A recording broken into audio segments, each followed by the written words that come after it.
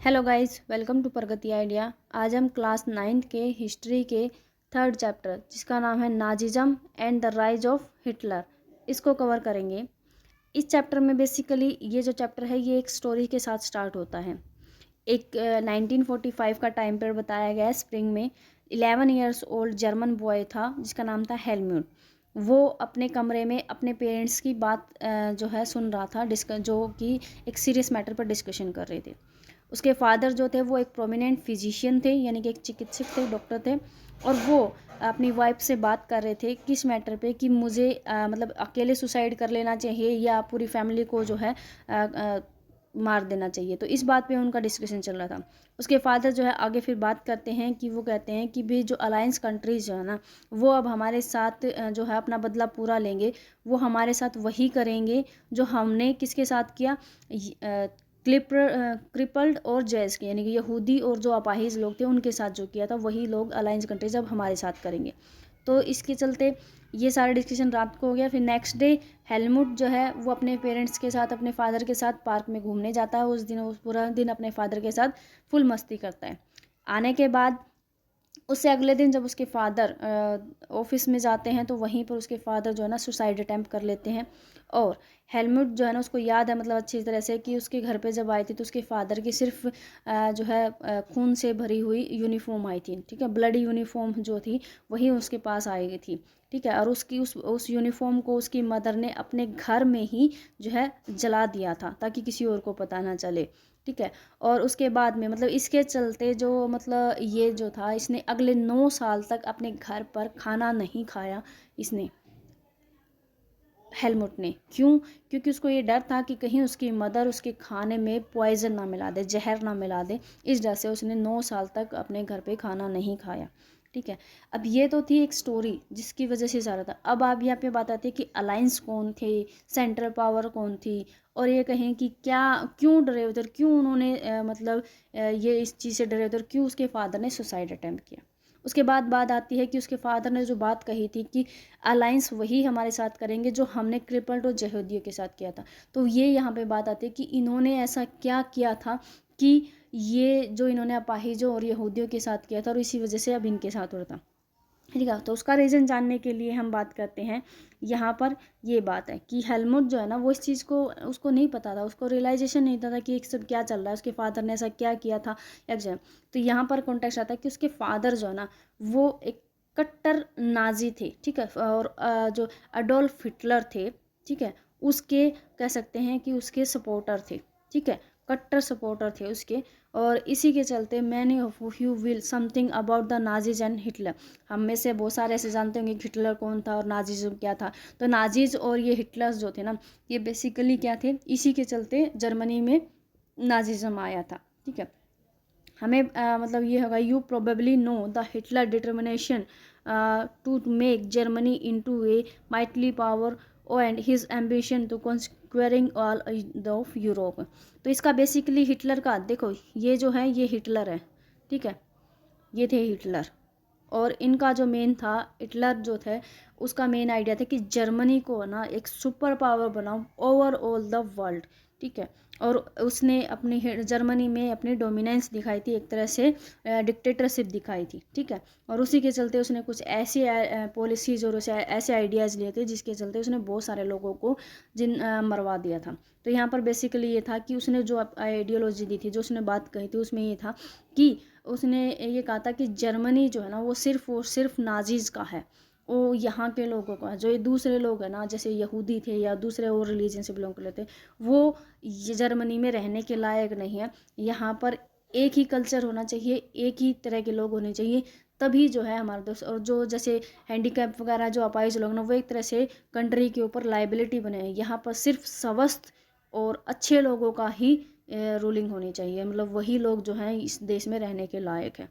ठीक है, तो जर्मनी को सुपीरियर बनाने के लिए उन्होंने बहुत सारे लोगों को मौत के घाट उतार दिया था। But Nazism was not one और टू आइसोलेटेड एक्ट्स। हम कहें कि नाजिज्म में सिर्फ इतना ही नहीं, हम कह सकते हैं कि उन्होंने अपनी डिटर्मिनेंस दिखाई थी, उन्होंने बहुत सारे लोगों को मारा था या कुछ, उससे भी बहुत ज़्यादा जो है ये एक्सपेंडेड है। ये क्या बताया, देखो अभी इसकी डेफिनेशन आती है। It was a system A structure of ideas about the world and politics. ये नाजिज्म क्या है, ये एक सिस्टम था, एक स्ट्रक्चर था आइडियाज़ का अबाउट द वर्ल्ड और द पॉलिटिक्स, राजनीति और विश्व के बारे में। ये एक तरह से आइडियाज़ जो थिंकिंग थी उनका एक कम्बिनेशन था, ठीक है। They understand what Nazism was all about. Let us see Helmut's father killed himself and what the basis of his fear was. अब ये जानने की कोशिश की थी कि हेलमेट के फादर ने सुसाइड अटैम्प्ट क्यों किया था और किस बेसिस पर वो डरे हुए थे, ठीक है। तो अभी दिखाया गया है मई 1945 में Germany surrendered for the alliance. जो हम कहें सेकेंड वर्ल्ड वॉर चला हुआ था, तो उसमें जर्मनी जो ना वो सरेंडर कर देता है 1945 में, हार मान लेता है किससे, अलायंस कंट्रीज से। Anticipating what was coming, Hitler, his propaganda minister Goebbels and his entire family committed suicide collectively in the Berlin bunker in April, ठीक है।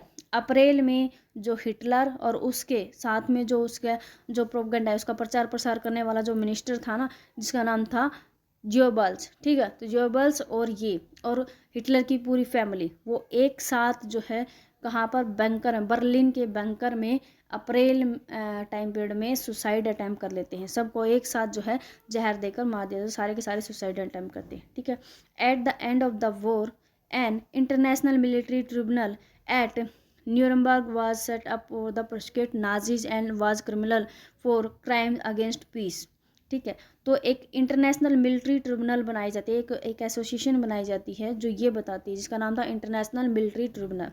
और वो वॉर ख़त्म होने के बाद, सेकेंड वर्ल्ड वॉर ख़त्म होने के बाद ये डिसाइड करती है कि नाजिज्म या नाजी जो थे जिन्होंने इसको फेवर किया था, ये क्राइम कर रहे थे, ये क्रिमिनल थे और इन्होंने पीस के अगेंस्ट जो है क्राइम किया था। इसीलिए जो है मतलब एक तरह से हम कहें कि ये ह्यूमैनिटी के अगेंस्ट में थे, ठीक है। जो वॉर हुआ वो क्राइम था और क्राइम जो था वो अगेंस्ट था ह्यूमैनिटी के, ठीक है। इन्होंने इतने सारे लोगों को मारा है, तो वो बेसिकली क्या था कि मानवता के विरुद्ध था, ठीक है, ह्यूमैनिटी के विरुद्ध था। इसीलिए इनको जो है क्रिमिनल डिसाइड किया गया था। और इसी के चलते Germany conducted during the war specially those actions which come to be called crimes against humanity, ठीक है। तो इस सेकेंड वर्ल्ड वॉर के टाइम ड्यूरेशन के बीच में जर्मनी ने जो इंटरनल उसमें किया, जो उन सब लोगों को मारा, तो वो क्या था, वो ह्यूमैनिटी के अगेंस्ट था और उसको एक क्राइम माना गया। Raise serious moral and ethical questions and invited world wide combination what were the these acts, ठीक है। तो उसने जो जो काम किए थे उन सबको क्राइम बनाया गया, बताया गया। हिटलर ने जो जो प्रोसेस किए थे वर्ल्ड वार के टाइम पीरियड में, और उसको सबको क्या बताया गया, उसको क्रिमिनल क्राइम बताया गया ह्यूमैनिटी के अगेंस्ट में, और उसके ऊपर उससे एक्स्ट्रा चार्जेस लगाए। अब हम बात करते हैं कि ये जो चार्जेस थे, ऐसा क्या मतलब कौन कौन से उसने ऐसे एक्ट किए थे, ठीक है। तो ये कहता है कि under the shadow of second world war Germany had waged a जियोसिडिकल वॉर्स, ठीक है। तो उन्होंने कहा जीनोसाइडिकल, इसने जो second world war time period था, उस टाइम पीरियड में जर्मनी ने स्पेशली एक जीनोसाइडल कर दिया था। एक तरह से हम कहें जीनोसाइडल क्या होता है कि बहुत सारे लोगों को एक साथ मार देना, ठीक है, बहुत सारे लोगों को एक साथ मार देना, उसको बोला गया था।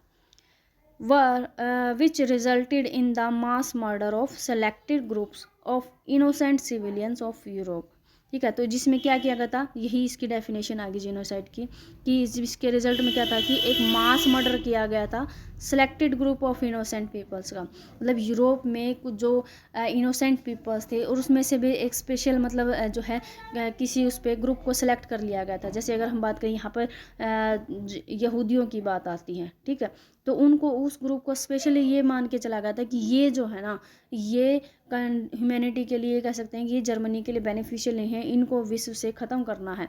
तो उन्होंने जो इनोसेंट पीपल थे विदाउट एनी क्राइम, उनको जो है जान से मार दिया था। तो मास मर्डर था, सबका एक साथ जो है कत्ल किया जाता था, ग्रुप के ग्रुप 12-12, 15-15, 16-16 मेंबरों को एक साथ। तो एक मतलब अकाउंटिंग के अकॉर्डिंग बताया है कि the number of people killed included 6 million जियर्स, मतलब उस टाइम पर कितने मतलब 6 मिलियन यहूदियों को मारा गया था, 2 lakhs Japanese and 1 million Polish civilians, ठीक है, 70,000 Germans who were considered mentally and physically disabled, 70,000 person Germans जो थे, जो मेंटली या फिर फिजिकली हैंडीकैप थे, डिसेबल्ड थे, उन लोगों को मारा गया। तो इस तरह से उन्होंने एक स्पेशल ग्रुप जो था चुन चुन कर मतलब लोगों को एक तरह से मार दिया गया, ठीक है। बिसाइड इमरिएबल पॉलिटिकल ओपोनेंट्स, ठीक है, मतलब उनका मेन अगर हम बात करें तो कॉन्टेक्स्ट क्या था कि वो पॉलिटिक्स ओपोनेंट थे, वो नाजिज्म के अगेंस्ट थे, इसलिए उनको मार दिया गया। Nazis devised an unprecedented means of killing people, that is grazing them the various killing centers like Auschwitz, ठीक है। तो मतलब इस तरह के नाजिज जो थे उन्होंने ये सारे काम करने के लिए, इन लोगों को मारने के लिए बहुत सारे ऐसी जगह बनाई थी, वेरियस सेंटर बनाए हुए थे, ताकि जहाँ पर इन लोगों को ले जा करके उनको मार दिया जाता, जैसे कि ऑशोविट्ज आ जाए। एक तरह की ये क्या था कि एक बड़ा सा बैरक बना दिया और उसके अंदर जो है जहरीली गैसें छोड़ दी जाती थी, जिससे बहुत सारे लोग एक साथ ही मार दिए जाते थे, ठीक है। मैनी अदर इम्प्रेजेंट फॉर लाइफ, बहुत सारे लोगों को जेल में लाइफ टाइम के लिए जेल में ही बंद कर दिया गया था। The retribution did come yet the punishment of Nazis was for short abysmally and the extent of their crimes, ठीक है। तो अब क्या था, अब पनिशमेंट का टाइम था, उन्होंने जो पनिशमेंट लोगों को दी थी उसके चलते अब सेकेंड वर्ल्ड वार के बाद में ये सारी चीज़ें हुई थी। और बेसिकली अगर हम कहें तो ये सारा जो कॉन्टेक्स्ट किया गया था ये किसके चलते किया गया था, जो फर्स्ट वर्ल्ड वार हुआ था ना, उसमें जर्मनी के ऊपर जो है एक्स्ट्रा जो है अलायंस कंट्रीज़ ने एक्स्ट्रा जो है हैरेसमेंट कर दी थी, उनके ऊपर जो है डेप्थ जो है वो भी ज़्यादा लगा दिए थे, और उनको बार बार जो है ना डिह्यूमिलेट किया जाता था, क्रिटिसाइज़ किया जाता था फर्स्ट वर्ल्ड वार के लिए, और जिसका इम्पैक्ट जो है ना वो इस तरीके से निकल के आया था सेकेंड वर्ल्ड वार के टाइम पे, ठीक है। तो ये चीज़ जो है यहाँ पर आती है। Everyone come to feed that the rise of Nazi Germany could be partially traced back to the German experience of the end of the first world war. मतलब हर कोई ये जानता था, सब हर किसी को ये लग रहा था कि नाजी जर्मनी, जो जर्मनी में जो नाजीज आए हैं उसका मेन इफेक्ट जो है वो फर्स्ट वर्ल्ड वार से ही आया था, ठीक है। तो ये सारी चीज़ें आ गई, इन्होंने जितनी सारी ये चीज़ें की थी उसके बाद भी सेकेंड वर्ल्ड वार जब हुआ था, ख़त्म हुआ था, तो जर्मनी के ऊपर इतना ज़्यादा एक्स्ट्रा बर्डन नहीं दिया गया जितना फर्स्ट वर्ल्ड वार में दिया था, क्योंकि उनको सबको ये लग रहा था कि फर्स्ट वर्ल्ड वार में उनको ज़्यादा हैरेस किया गया था, जर्मनी को ज़्यादा क्रिटिसाइज़ किया गया था, और उसी के चलते इन्होंने अगेंस्ट में मतलब ये सारे काम किए हैं जो इन्होंने किया कि इतने सारे यहूदियों को मार दिया, हैंडीकैप्स वगैरह को मार दिया। तो नाजिज्म को आके आने का जो मेन वो था वो कहीं ना कहीं ड्रॉबैक रही किसकी, फर्स्ट वर्ल्ड वार की। क्लियर।